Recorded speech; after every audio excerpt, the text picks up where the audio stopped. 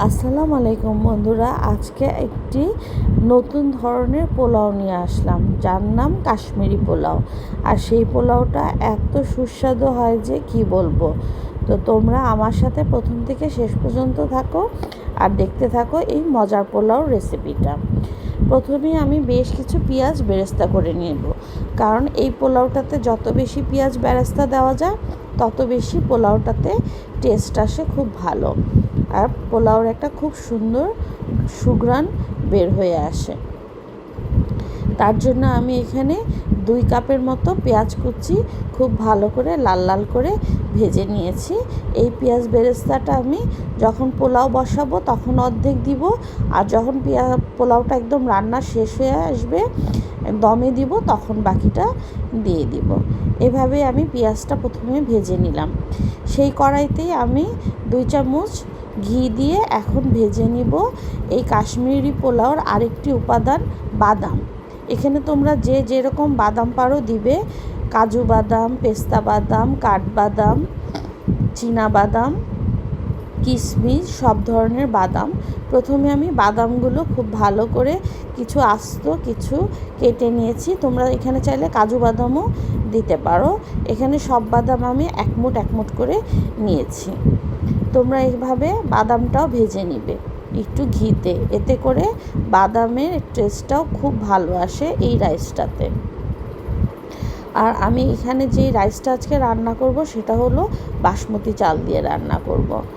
আর এখানে আমি কিছু গরম মশলাও দিয়ে দিচ্ছি, তেজপাতা 3-4টা তেজপাতা টুকরো করে, আর দারচিনি 4-5টা, এলাচি আর কিছু গোলমরিচ আস্ত দিয়ে এই তেলের মধ্যেই আর ঘিয়ের মধ্যে আমি খুব ভালো করে ভেজে নিব যতক্ষণ না ভালো করে ভাজা ভাজা হয়ে যায়। তারপর বেশি করে কিশমিশ দিয়ে দিলাম, কিশমিশও প্রায় 1 মুঠের মতো দিয়ে দিলাম। কিশমিশটা দিয়ে ভালো করে নেড়ে চেড়ে ভেজে তারপর আমি উঠিয়ে নিব। এই তো আমার এগুলো কিন্তু খুব ভালো করে ভাজা ভাজা হয়ে গেছে। এখন একটা বাটিতে ভালো করে বেড়ে নিয়ে তারপর আমি চলে যাব পরবর্তী স্টেপে। এই তো বন্ধুরা, দেখলে আমি খুব সুন্দর করে কাজু বাদাম, পেস্তা বাদাম, তেজপাতা, কিশমিশ, দারচিনি, এলাচি, গোলমরিচ সব একসাথে একটুখানি ঘিতে ভেজে নিয়েছি। এখন একটা প্যান বসিয়ে আমি আগে থেকে বাসমতি চালটা 40 মিনিটের মতো ভিজিয়ে রেখেছিলাম।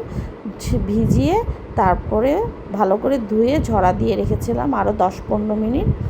তারপরে সেই চালটা এখন নিয়ে নিলাম একটা পাত্রে। তোমরাও এভাবে একটা পাত্রে প্রথমে চালগুলো ভালো করে নিয়ে নিবে। আজকে এখানে আমি তোমাদের 1 কেজির পরিমাণটা বলে দিচ্ছি। 1 কেজি বাসমতি চাল, তার মধ্যে এখন আমি দিয়ে দিচ্ছি বাদাম, কাজু বাদাম আর পেস্তা বাদাম গুঁড়ো করা, 1 কাপের মতো পেঁয়াজ কুচি, দারচিনি, এলাচি 2-3 টুকরো, আর দিয়ে দিব এখন সামান্য চিনি, মানে 1 চামচের মতো চিনি দিতে হবে, আর লবণও 2 টেবিল চামচের মতো, যেহেতু 1 কেজি। আর এখানে তেল দিতে হবে 80 ml এর মতো। আর বাদাম তো আগেই ভেজে রেখেছি, সেই বাদামগুলোও পরে দিব। আর তাছাড়াও কিন্তু আরও বেশি বাদাম দিতে হবে। এখানে অ্যালমন্ড আর কিশমিশ, কাঠবাদাম এগুলো সব দিতে হবে 1 মুঠ করে, যে কোনো 2 ধরনের বাদাম দিলেও হবে। তারপর এখানে দিতে হবে লবণ, চিনি, তেজপাতা, দারচিনি, এলাচি, সব ধরনের পোলাওতে যা যা মশলা দেওয়া হয় সব ধরনের মশলাই দিতে হবে। আর পেঁয়াজটা প্রায় 1 কাপের মতো বা 120 থেকে 100 গ্রামের মতো পেঁয়াজ কুচি দিলেও হবে। আর ঘি দিতে হবে 2 টেবিল চামচের মতো।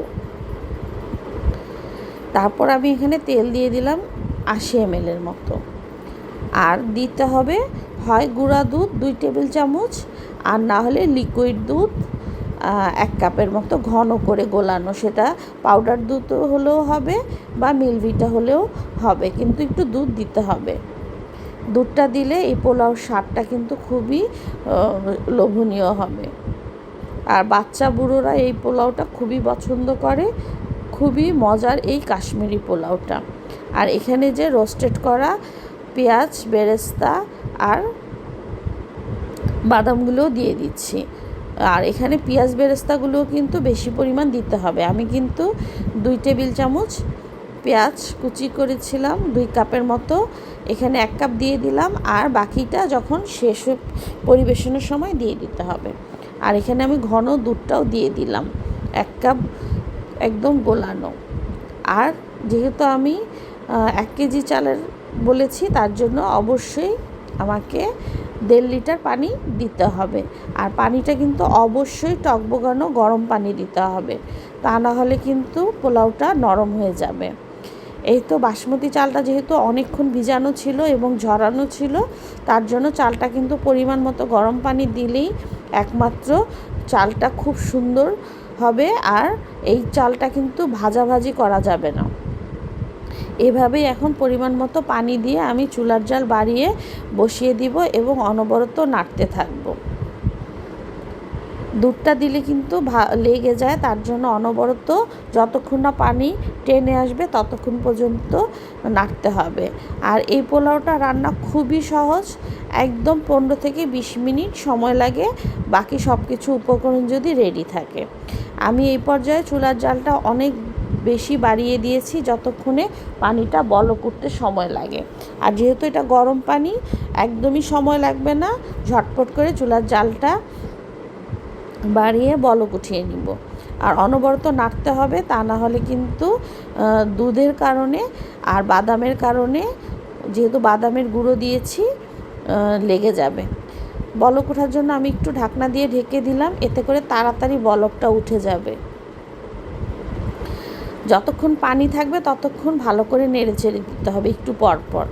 আবার বেশি নাড়াচাড়া করলে কিন্তু চালগুলো ভেঙেও যেতে পারে, তাই একটু সাবধানে রান্না করতে হয়।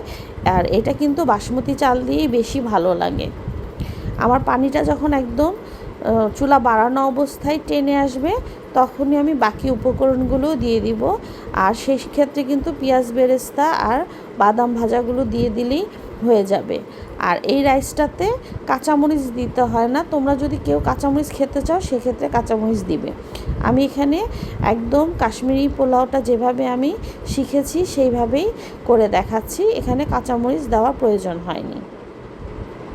আর একটু মিষ্টি মিষ্টি এই পোলাওটা খেতে কিন্তু অনেক ভালো লাগে।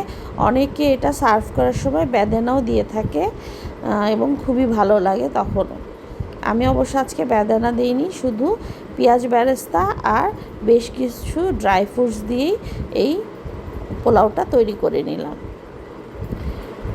এই তো এখন আমি বাকি উপাদানগুলো দিয়ে দিচ্ছি, বেশ কিছু পেঁয়াজ বেরেস্তা, কিশমিশ, তেজপাতা, দারচিনি, এলাচি ভাজা ছিল সেগুলো, আর দিয়ে দিচ্ছি এই যে ক্যাশনাট, তারপর কাঠবাদাম। ক্যাশনাটটা দিলে কিন্তু খুবই মজা লাগে এই রাইসটা। এই অবস্থায় চুলার জাল, যেহেতু আমার পানিটা একদম কমে আসছে, আমি চুলার জালটা একদম কমিয়ে দিয়ে একদম নিভু নিভু চুলায় বসিয়ে রাখবো, এতে পানিটা কমে আসবে। তারপর একদম আধা ঘন্টা থেকে 1 ঘন্টা পর নেড়ে চেড়ে তারপর সার্ভ করতে হবে। তো বন্ধুরা, আমি কিন্তু খুব সহজে এই পোলাওটা তোমাদের দেখিয়ে দিলাম। তোমরা অবশ্যই একবার এভাবে ট্রাই করবে, আর যদি ভালো লাগে অবশ্যই আমাকে কমেন্ট করে জানাবে।